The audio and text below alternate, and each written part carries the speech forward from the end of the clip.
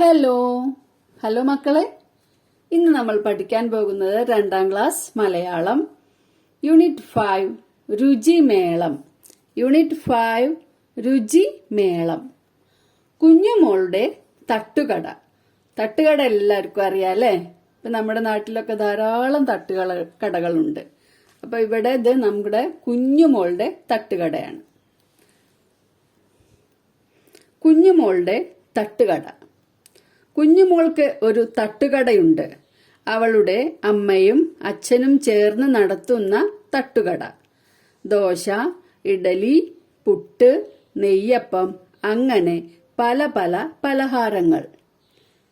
എല്ലാത്തിനും നല്ല സ്വാദ്. അവരുടെ ഭക്ഷണത്തിന്റെ രുചി അറിഞ്ഞവർ വീണ്ടും വീണ്ടും വന്നു. തട്ടുകടയിൽ തിരക്കോട് തിരക്ക്. വന്നവർക്കെല്ലാം അവർ സ്നേഹത്തോടെ ആഹാരം വിളമ്പി.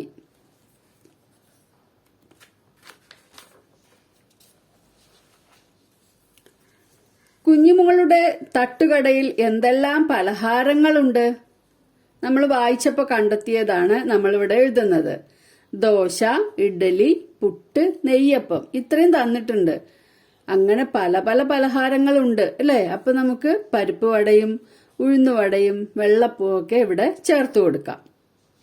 എന്തുകൊണ്ടാണ് കുഞ്ഞുമോളുടെ തട്ടുകടയിൽ ഇത്രയും തിരക്ക്? അവിടുത്തെ ഭക്ഷണത്തിന് നല്ല സ്വാദാണ്. മനസ്സിലായില്ലേ?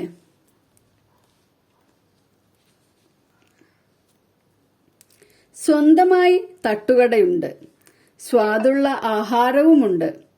എന്നിട്ടും കുഞ്ഞുമോൾക്ക് ഒന്നും കഴിക്കാൻ വേണ്ട. അമ്മയും അച്ഛനും സങ്കടപ്പെട്ടു. ദിവസം കഴിയുന്തോറും മോൾക്ക് ക്ഷീണം കൂടിക്കൂടി വരുന്നു. തീരെ ഉഷാറില്ല. ഒരു ഡോക്ടറെ കാണിക്കണം. അമ്മ പറയാണ്. എന്താ പറയുന്ന അമ്മ? ദിവസം കഴിയുന്തോറും മോൾക്ക് ക്ഷീണം കൂടിക്കൂടി വരുന്നു. തീരെ ഉഷാറില്ല. ഒരു ഡോക്ടറെ കാണിക്കണം. കണ്ടോ മോള് കിടക്കുന്നത്? ആകെ ക്ഷീണിച്ച് അച്ഛന്റെ തോളിലിങ്ങനെ കിടക്കുക. കണ്ടോ? അപ്പൊ അച്ഛൻ കുഞ്ഞുമോളെയും കൂട്ടി ഡോക്ടറെ അടുത്ത് എത്തിട്ടോ. ഡോക്ടർ പറഞ്ഞത് എന്തെല്ലാം? എന്താ കുഞ്ഞുമോളുടെ അച്ഛൻ പറയുന്നത്? ഇവൾ തീരെ ആഹാരം കഴിക്കുന്നില്ല, കടുത്ത ക്ഷീണവുമുണ്ട്. അപ്പോൾ ഈ ഡോക്ടർ പറഞ്ഞത് എന്തെല്ലാം എന്നുള്ളത് നമ്മൾ എഴുതണം. എന്തായിരിക്കും ഡോക്ടർ പറഞ്ഞിട്ടുണ്ടാവുക? കാരണം അച്ഛനെ പറയുന്നുണ്ട് ഇവൾ ആഹാരം കഴിക്കുന്നില്ല എന്ന്. അപ്പൊ ഡോക്ടർ പറയുന്നത് കുറച്ചും കൂടി വ്യത്യസ്തമാണ്. നല്ല ആഹാരം കഴിക്കാത്തത് കൊണ്ടാണ് ഈ ക്ഷീണം. മരുന്നുകളും കഴിക്കണം. അതോടൊപ്പം നല്ല പോഷകമുള്ള ഭക്ഷണവും കഴിക്കണം. നല്ല ആഹാരം എന്ന് വെച്ചാൽ എന്താണ്? പോഷകമുള്ള ഭക്ഷണം. മനസ്സിലായില്ലേ? പോഷകങ്ങൾ എന്തൊക്കെയാണെന്ന് നമുക്ക് നോക്കാം. ദിവസങ്ങൾ കടന്നുപോയി.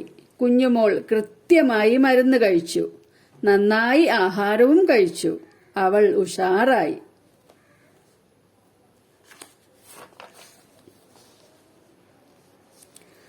കുഞ്ഞുമോൾ ചുറുചുറുക്കോടെ സ്കൂളിൽ പോകാൻ തുടങ്ങി. അച്ഛനും അമ്മയ്ക്കും സന്തോഷമായി. കണ്ടില്ലേ? കുഞ്ഞുമോൾ സൈക്കിളൊക്കെ ചവിട്ടിയാണ് സ്കൂളിലേക്ക് പോകുന്നത്. അഭിനയിക്കാം. കുഞ്ഞുമോളുടെ കഥ വായിച്ചല്ലോ. താഴെ പറയുന്ന കാര്യങ്ങൾ കൂട്ടുകാരോടൊപ്പം അഭിനയിക്കാം. കുഞ്ഞുമോളുടെ തട്ടുകട.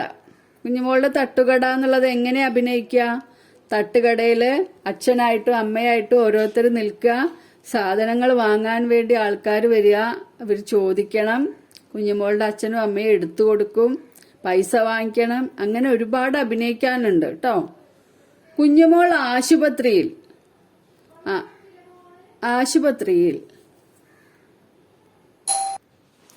കുഞ്ഞുമോൾ ആശുപത്രിയിൽ. അപ്പൊ ആശുപത്രിയിൽ കിടക്കുന്ന കുഞ്ഞുമോൾ ഒരാൾ അഭിനയിക്കണം. ഡോക്ടർ വേണം, നഴ്സ് വേണം, അച്ഛനും അമ്മയൊക്കെ വേണം. അങ്ങനെ അഭിനയിക്കണം കേട്ടോ. സ്കൂളിൽ പോകുന്ന കുഞ്ഞുമോൾ.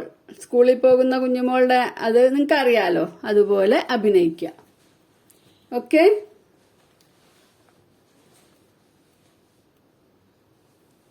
വായിക്കാം.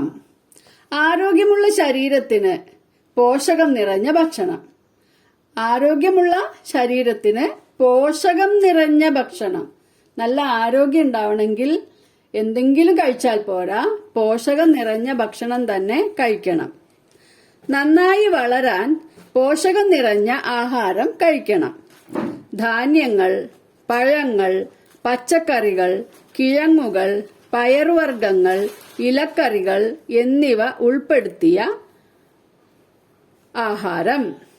പോഷകാഹാരം എന്ന് പറഞ്ഞാൽ എന്തൊക്കെയാണെന്ന് മനസ്സിലായോ? പയറുവർഗ്ഗം കഴിക്കണം, ഇലക്കറികൾ കഴിക്കണം, ധാന്യങ്ങൾ കഴിക്കണം, പഴങ്ങൾ, പച്ചക്കറികൾ, കിഴങ്ങുകൾ ഇതെല്ലാം കഴിക്കണം. പിന്നെ മത്സ്യം, മാംസം, പാൽ, മുട്ട എന്നിവ കഴിക്കുന്നതും ആരോഗ്യത്തിന് നല്ലതാണ്. അല്ലാതെ വെറും മത്സ്യവും മാംസവും പാലും മുട്ടയും മാത്രം കഴിച്ചാൽ പോരാ. ഇതൊക്കെ നല്ലതാണ് അല്ലേ? നമ്മൾ വിചാരിക്കും എന്നും നമ്മൾ ഇറച്ചി കഴിക്കുന്നുണ്ടല്ലോ, പാല് കുടിക്കുന്നുണ്ടല്ലോ, മീന് കഴിക്കുന്നുണ്ടല്ലോ, മുട്ട കഴിക്കുന്നുണ്ടല്ലോ. പക്ഷെ ഇത് മാത്രം പോരാ. നമ്മൾ എന്തൊക്കെ കഴിക്കണം? ധാന്യങ്ങൾ, പഴങ്ങൾ, പച്ചക്കറികൾ, കിഴങ്ങുകൾ, പയർവർഗ്ഗങ്ങൾ, ഇലക്കറികൾ ഇതെല്ലാം നമ്മൾ കഴിക്കുമ്പോഴാണ് നമ്മുടെ ആഹാരം പോഷകം നിറഞ്ഞ ആഹാരമാവുക. മനസ്സിലായില്ലേ? പഴകിയതും കേടുവന്നതുമായ ആഹാരം കഴിക്കരുത്. സ്വാദും നിറവും മണവും വർദ്ധിപ്പിക്കാൻ ചേർക്കാൻ പാടില്ലാത്ത പലതും ആഹാരത്തിൽ ചേർക്കുന്നുണ്ട്. ഇപ്പൊ നമ്മൾ കടയിൽ നിന്നൊക്കെ വാങ്ങുമ്പോൾ നമുക്ക് നല്ല കളറുള്ള ഭക്ഷണമാവും കിട്ടുന്നത്. അതുപോലെ അതിന്റെ നിറവും നല്ലതാണ്, മണവും നല്ലതാണ്. ഈ കളർ മാത്രമല്ല, നല്ല മണം ഉണ്ടാവും. ആ മണം കേൾക്കുമ്പോൾ തന്നെ കഴിക്കാൻ തോന്നും. പക്ഷെ അത് കൂട്ടാൻ പാടില്ലാത്ത, അതായത് ചേർക്കാൻ പാടില്ലാത്ത പലതും ചേർക്കുന്നത് കൊണ്ടാണ് അത്രയും നല്ല മണം കിട്ടുന്നത്. അത്തരം ആഹാരങ്ങൾ ആരോഗ്യത്തിന് നല്ലതല്ല. ഇതുകൊണ്ടൊക്കെയാണ് നമ്മൾ എപ്പോഴും പുറത്തുനിന്ന് ആഹാരം കഴിക്കുന്നത്. എപ്പോഴും നല്ലതല്ല. എപ്പോഴെങ്കിലും നിങ്ങൾക്ക് കൊതിയാവുമ്പോൾ പുറത്തു പോയി കഴിക്കുക. ഓക്കെ? ചില ഹോട്ടലുകാരൊക്കെ നല്ല നിറം കിട്ടാൻ കളറാണ് ചേർക്കുന്നത്. അതുപോലെ നല്ല മണം കിട്ടാൻ വേണ്ടിയും ചില സാധനങ്ങൾ ചേർക്കുന്നുണ്ട്. അതൊന്നും നമ്മുടെ ആരോഗ്യത്തിന് നല്ലതല്ല.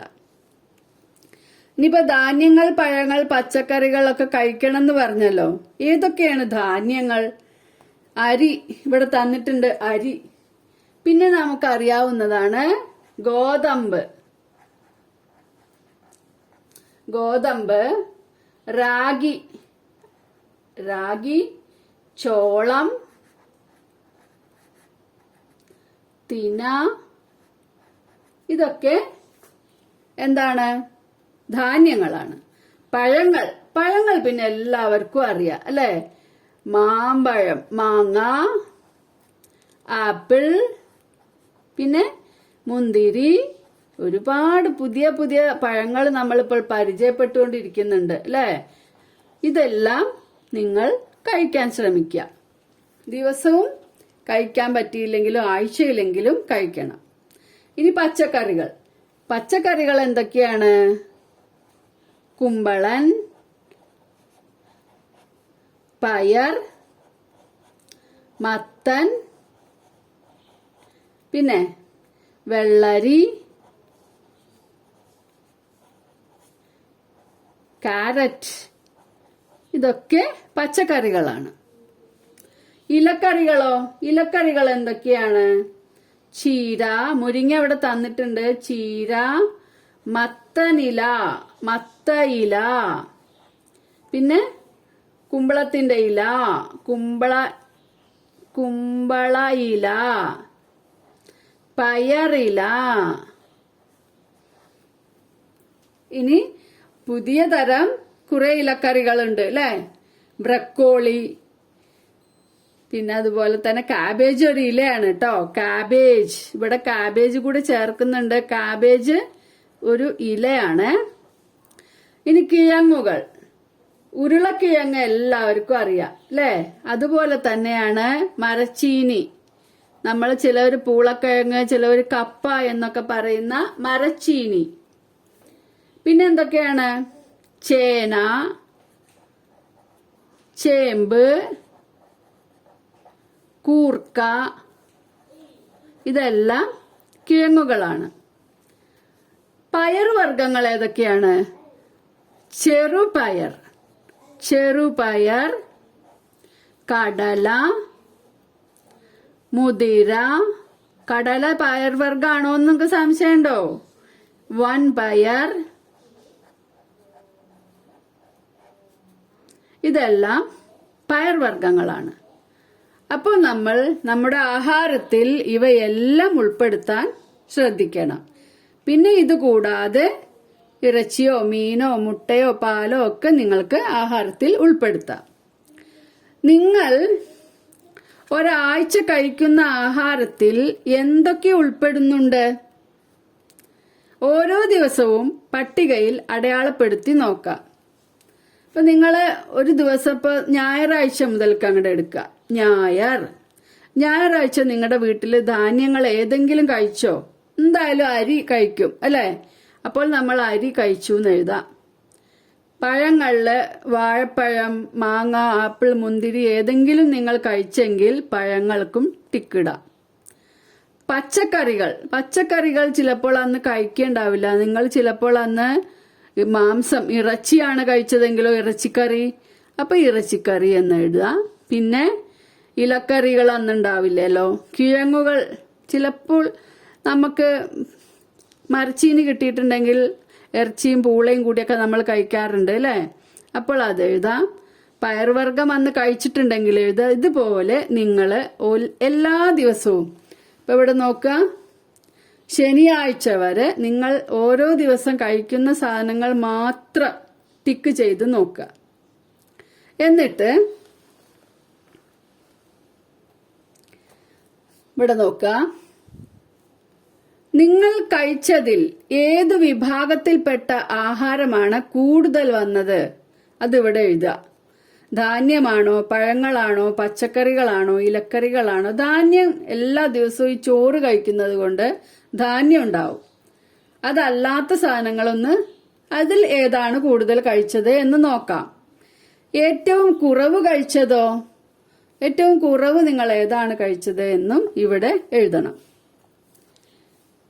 അടുത്തത് ഇവിടെ ഒരു പലഹാരം, ഒരു മധുര പലഹാരം ഉണ്ടാക്കുന്ന റെസിപ്പിയാണ് കൊടുത്തിട്ടുള്ളത് അല്ലെ? എങ്ങനെ ഉണ്ടാക്കാം? അരിയുണ്ട എങ്ങനെ ഉണ്ടാക്കാം എന്നാണ് ഇവിടെ കൊടുത്തിട്ടുള്ളത്.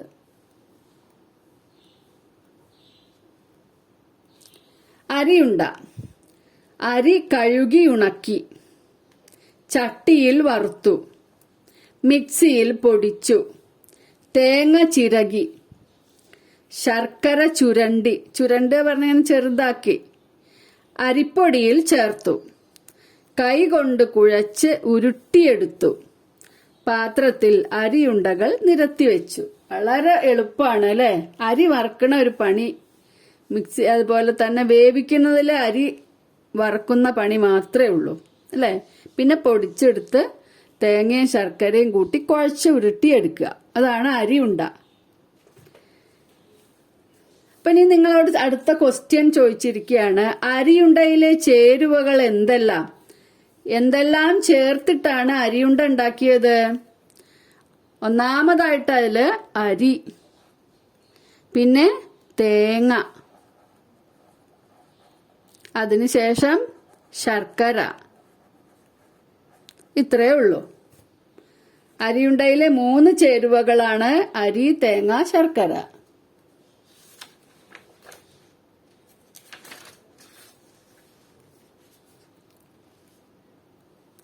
അടുത്തത് നോക്കൂ, ഇവിടെ ചോറ് വെക്കുന്ന അതെങ്ങനെയാണെന്നാണ് അടുത്തതിൽ നിങ്ങൾക്ക് പറഞ്ഞു തന്നിട്ടുള്ളത്. വായിക്കാം, പൂർത്തിയാക്കാം. കലം കഴുകി, വെള്ളം ഒഴിച്ചു, അടുപ്പിൽ വെച്ചു, തീ കത്തിച്ചു, വെള്ളം തിളച്ചു, അരിയിട്ടു, അരി വെന്തു, ചോറ് വാർത്തു, കുഞ്ഞുമോൾ വന്നു, പാത്രം എടുത്തു, ചോറ് വിളമ്പി. മനസ്സിലായോ? അപ്പൊ ഇത് നമ്മള് ചോറ് എങ്ങനെയാണ് വെക്കുന്നത് എന്നാണ്. അപ്പൊ ഇതില് ചോറ് വാർത്തു. ഇതെന്താണ് ചോറ് വാർത്തു എന്ന്? അരി എന്തിലായിട്ടിരിക്കുന്നത്? നമ്മള് കലത്തിൽ വെള്ളം ഒഴിച്ച് അതിലാണ് അരി ഇട്ട് തിളപ്പിച്ച് വേവിച്ചത്. അപ്പൊ കുറച്ച് കഞ്ഞി പോലെയാണ് കിട്ടുക, വെള്ളവും ചോറ് വറ്റും കൂടിയിട്ട്. അപ്പൊ ആ വെള്ളം കളയുന്നതിനെയാണ് നമ്മൾ വാർത്തു എന്ന് പറയുന്നത്. എന്നിട്ട് കുഞ്ഞുമോൾ വന്നു, പാത്രം എടുത്തു, ചോറ് വിളമ്പി. ഇനി എന്താണ് ചെയ്യേണ്ടത്?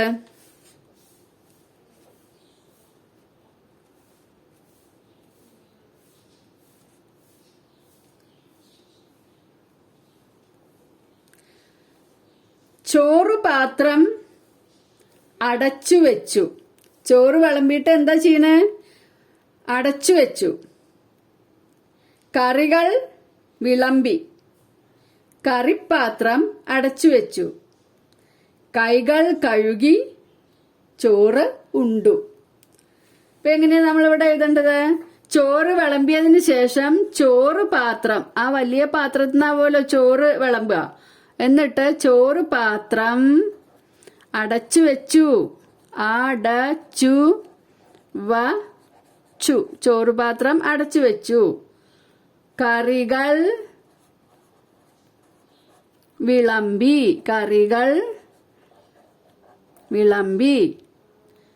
കറിപ്പാത്രം, നമ്മൾ ഏതൊക്കെ കറികളാണ് എടുത്തതെന്ന് വെച്ചാൽ ആ കറിപ്പാത്രം അടച്ചു വെച്ചു. അടച്ചു വച്ചു. പിന്നെയോ കൈ കഴുകി. കൈകൾ, രണ്ട് കൈകളും കഴുകുക അല്ലെ? കൈകൾ കഴുകി.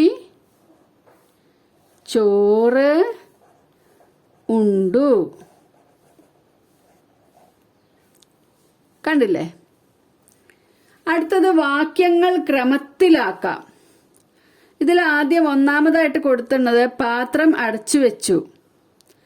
രണ്ടാമതായിട്ട് ഈച്ച വന്നു ചുറ്റും പറന്നു. കുഞ്ഞുമോൾ കണ്ടു. അപ്പൊ ഇതിൽ ഒന്നാമതായിട്ട് വരുന്നത് ഇതാണ്.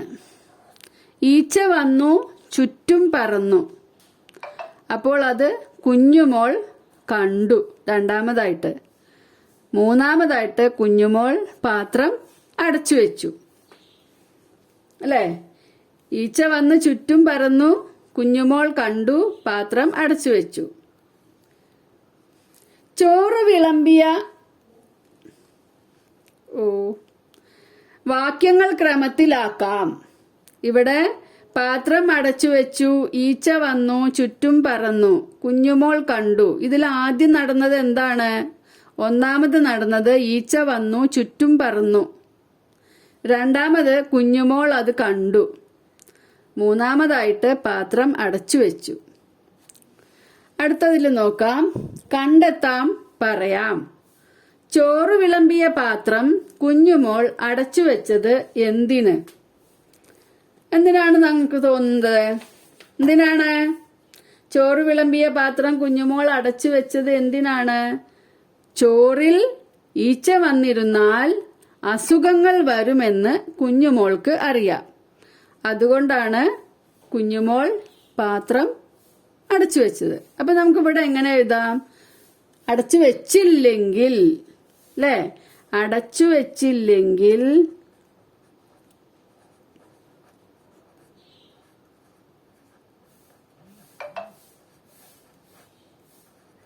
അടച്ചു വെച്ചില്ലെങ്കിൽ ഈച്ച വന്നിരിക്കും.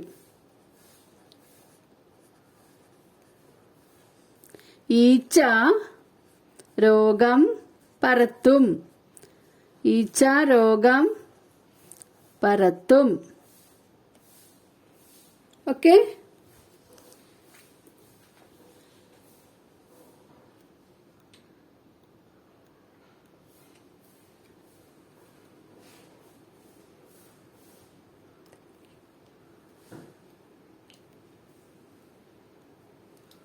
രുചിയുടെ പൊടിപൂരം. രുചിയുടെ പൊടിപൂരം.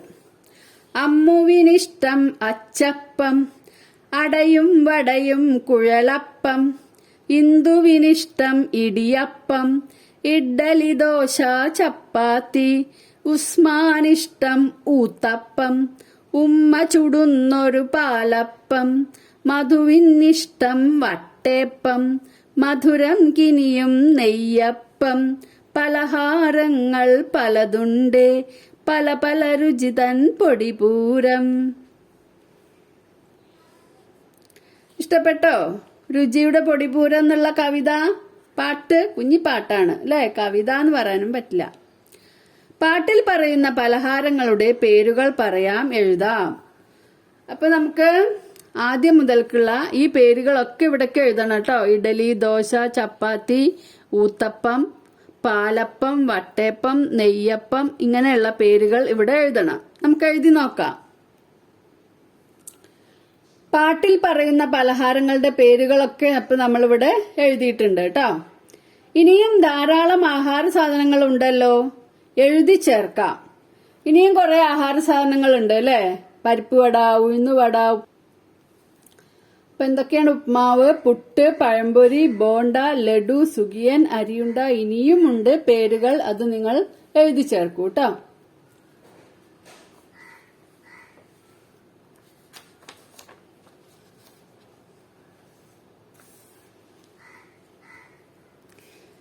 ഫ്രൂട്ട് സാലഡ് തയ്യാറാക്കാം. നോക്കൂ, ഫ്രൂട്ട് സാലഡ് തയ്യാറാക്കാനുള്ള ഫ്രൂട്ട്സ് ഒക്കെ ഇവിടെ റെഡിയാക്കിയിട്ടുണ്ട്. ഇതിനാവശ്യമായ സാധനങ്ങൾ ഇപ്പൊ നമുക്ക് ഏതൊക്കെ എടുക്കാം? തണ്ണിമത്തൻ, ഇവിടെ തണ്ണിമത്തൻ, പൈനാപ്പിൾ,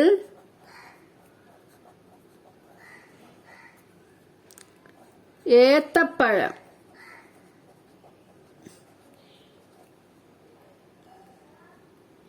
മുന്തിരി, പപ്പായ, ഓറഞ്ച്. ഇങ്ങനെ ഇനി ഏതൊക്കെ ഉണ്ടെങ്കിൽ അതെല്ലാം എടുക്കാം. ഓക്കെ, ഇനി തയ്യാറാക്കുന്ന വിധം ഇവിടെ തന്നിട്ടുണ്ട്. പഴങ്ങൾ നന്നായി കഴുകിയെടുക്കുക. ചെറിയ കഷ്ണങ്ങളാക്കി മുറിച്ച് വൃത്തിയുള്ള ഒരു പാത്രത്തിലേക്ക് ഇടുക. ആവശ്യത്തിന് മധുരം ചേർക്കുക. നന്നായി ഇളക്കുക. Fruit salad ready.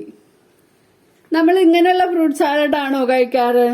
ഇതിൽ ഐസ്ക്രീമും കൂടി ചേർത്തിട്ടാണ് നമ്മൾ ഫ്രൂട്ട് സാലഡ് കഴിക്കാറ് അല്ലെ. അപ്പോൾ കൂടുതൽ ടേസ്റ്റ് ഉണ്ടാവും. ഓക്കെ, ഇനി കടങ്കഥകൾ വായിക്കാം, ഉത്തരം കണ്ടെത്താം. കടലിൽ നിന്ന് വരുന്നു ഞാൻ, അടുക്കള തന്നിലിരിക്കും ഞാൻ, വെള്ളം തൊട്ടാൽ അലിയും ഞാൻ, പറയൂ പറയൂ ഞാൻ ആര്? ഇതാരാ കടലിൽ നിന്ന് വരുന്ന ആള്? അടുക്കളയിലാണ് ഉണ്ടാവുക. ആരാ? ഉപ്പ്. ഉപ്പ് കടലിൽ നിന്നാണ് ഉണ്ടാക്കുന്നത് അല്ലെ, കടലിലെ ഉപ്പ് വെള്ളത്തിൽ നിന്ന്. ഏത് കറിക്കും രുചിയേകാൻ കൂട്ടുവിളിക്കാറുണ്ടെന്നെ, കറികൾ വെന്തു കഴിഞ്ഞെന്നാൽ പിന്നീട് ആർക്കും വേണ്ടെന്നെ. അതാരാ? കറിക്ക് രുചിയെ കൊടുക്കാൻ വേണ്ടി വേണം. കറികൾ വെന്തു കഴിഞ്ഞാൽ പിന്നെ അതിന് വേണ്ടാന്നാണ് പറയുന്നത്. അതെന്താ? എല്ലാവർക്കും അറിയാമെന്ന് വിചാരിക്കുന്നു. കറിവേപ്പിലയാണ്. കറിവേപ്പില കറിയിലിടും, നല്ല മണവും രുചിയും ഒക്കെ കിട്ടാൻ വേണ്ടിയിട്ട്. കറിയൊക്കെ വെന്ത് കുറച്ച് കഴിഞ്ഞാൽ നമ്മൾ ആ കറിവേപ്പില അതിന്ന് എടുത്ത് മാറ്റി വെക്കും. അതാണ് പിന്നെ ആർക്കും വേണ്ട എന്നെ എന്ന് പറയുന്നത്. അടുത്തത് കൂടുതൽ കടങ്കഥകൾ കണ്ടെത്തി എഴുതാം. ഇനി ഏതൊക്കെ കടങ്കഥകൾ നിങ്ങൾക്കറിയാം?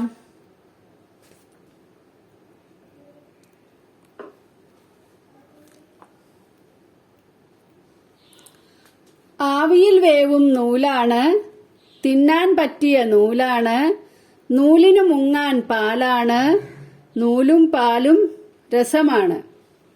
നൂൽപുട്ട് അല്ലേ? നൂല് പോലുള്ള വട്ടത്തില് പീച്ചുണ്ടാക്കുന്ന നൂൽപുട്ട്.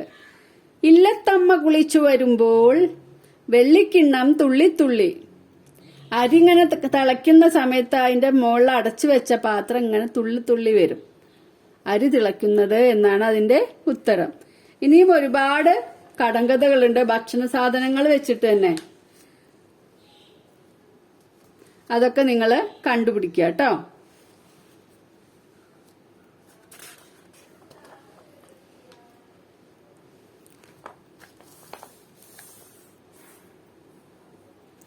ചിത്രം നോക്കി കഥ എഴുതാം. ചിത്രം നോക്കിയിട്ട് ഈ കഥ എഴുതണം. ഒരു പൂവൻ കോഴിയുമുണ്ട്, പൂച്ചയുമുണ്ട്. ഒരു പൂച്ചയുമുണ്ട്. പൂവൻ കോഴിയും പൂച്ചയും പിന്നെ ചട്ടിയില് എന്താണ് പത്തിരി ഉണ്ടാക്കാൻ വേണ്ടി ചട്ടിയിൽ അടുപ്പത്തും വെച്ചിട്ടുണ്ട്. അപ്പൊ എന്തായിരിക്കും ഇതിന്റെ കഥ വരുന്നത്? പൂവൻ കോഴിക്ക് പത്തിരി തിന്നാൻ വല്ലാത്ത കൊതി. അവൻ തന്റെ കൊതി കൂട്ടുകാരനായ കുഞ്ഞിപ്പൂച്ചയോട് പറഞ്ഞു. കുഞ്ഞി, നമുക്ക് പത്തിരി ഉണ്ടാക്കിയാലോ?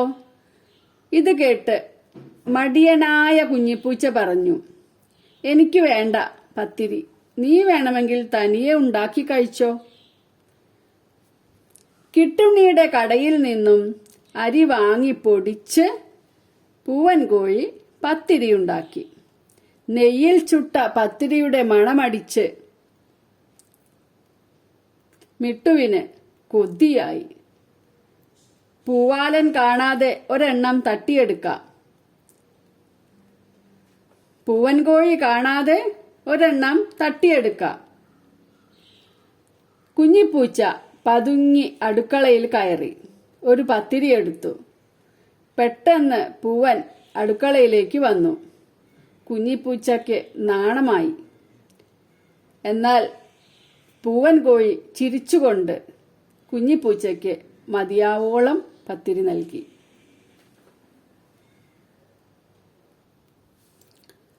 ചിത്രം നോക്കി കഥ എഴുതാം. പൂവൻ കോഴിക്ക് പത്തിരി തിന്നാൻ വല്ലാത്ത കൊതി. അവൻ കൂട്ടുകാരനായ കുഞ്ഞിപ്പൂച്ചയോട് പറഞ്ഞു, കുഞ്ഞാ, നമുക്ക് പത്തിരി ഉണ്ടാക്കിയാലോ? മടിയനാണ് കുഞ്ഞിപ്പൂച്ച, എനിക്ക് വേണ്ട, നീ ഉണ്ടാക്കി കഴിച്ചോ എന്ന് പറഞ്ഞു. പൂവൻ അരി വാങ്ങി പൊടിച്ച് പത്തിരി ഉണ്ടാക്കി. നെയ്യിൽ മുക്കി ചുട്ടു. പത്തിരിയുടെ മണമടിച്ചപ്പോൾ കുഞ്ഞിപ്പൂച്ച പതുങ്ങി വന്ന് ഒരു പത്തിരി എടുത്തു. പൂവൻ അത് കണ്ടു. പൂച്ച നാണിച്ചുപോയി.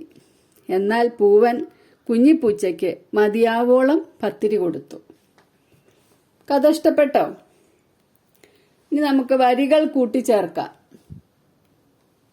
അപ്പം അപ്പം ഇടിയപ്പം, അച്ഛൻ ചുട്ടു ഇടിയപ്പം. അപ്പം അപ്പം പാലപ്പം, അമ്മ ചുട്ടു പാലപ്പം. അപ്പം അപ്പം നെയ്യപ്പം, ചേച്ചി ചുട്ടു നെയ്യപ്പം. അപ്പം അപ്പം ഊത്തപ്പം, എന്തു രസമാ അപ്പങ്ങൾ. നിങ്ങൾക്ക് ഇതുപോലെ മറ്റു തരത്തിൽ ഈ കവിതയെ കൂട്ടിച്ചേർക്കാം കേട്ടോ. അടുത്തത് കടങ്കഥയാണ്. എണ്ണ ആവിയിലാണ് വേവിക്കുന്നത്, അരിമാവ് കൊണ്ടാണ് ഉണ്ടാക്കുന്നത്. ഇതെന്താണ്? ഇത് കൊഴുക്കട്ട. എന്നെ എണ്ണയിലാണ് ചുടുന്നത്, എനിക്ക് നല്ല മധുരമാണ്.